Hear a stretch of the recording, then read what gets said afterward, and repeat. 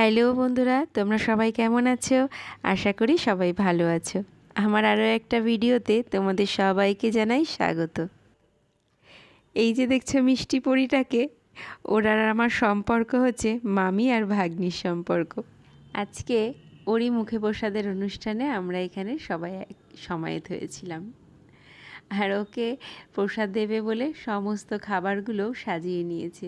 তাই ভাবলাম সেগুলোর একটা সুন্দর করে ভিডিও বানিয়ে নিই স্মৃতির খাতায়, মানে ফেসবুকের স্মৃতির খাতায় সারা জীবন এটা স্টোর হয়ে থাকবে। আমার যখন মেয়ের এই সমস্ত অনুষ্ঠানগুলো হয়েছিল, সেভাবে এতটা যুগের উন্নতি ছিল না, তখন এত কিছু আমরা করতেও পারিনি। এখন যুগটা অনেক পরিবর্তন হয়েছে। দেখো ওকে কত সুন্দর করে সাজিয়ে গুছিয়ে দেওয়া হয়েছে, সাথে অনেক কিছু দেওয়া হয়েছে। আবার ওর গলায় মালা, মাথার মুকুট, সেটাও এসে হাজির হয়েছে। পুচকুটা তো মামার কোলে বেশ মজায় বসে রয়েছে, আর মার দুশ্চিন্তার কিন্তু শেষ নেই। মেয়েকে যে কিভাবে সাজাবে, কিভাবে যে সাজালে মেয়েকে আরও বেশি ভালো লাগবে, সেটাতেই মা ব্যস্ত। মেয়েকে সাজানো তো হয়ে গেছে, এবার এক এক করে সমস্ত বড়রা মেয়েকে আশীর্বাদ করছে। তাই সেগুলো ভাবলাম একটু স্মৃতির খাতায় ধরেই রেখে দিই। আর মায়ের চিন্তার কিন্তু কোনো শেষ নেই, বারে বারে এসে মেয়েটা ঠিক আছে নাকি দেখে যাচ্ছে।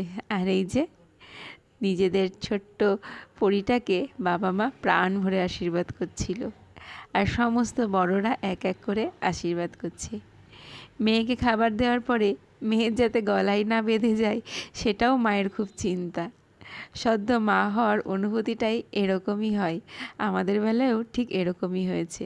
এইবার মেয়ের হাতে তুলে দেওয়া হবে মেয়ের পছন্দের জিনিস, সেটাই মেয়ে বাছাই করছে।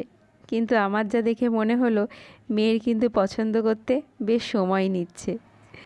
আসলে অনেক জিনিস রয়েছে তো, মেয়ে একেবারে কনফিউজ কোনটা হাতে নিলে ওর খেতে বেশ সুবিধা হবে সেইটা।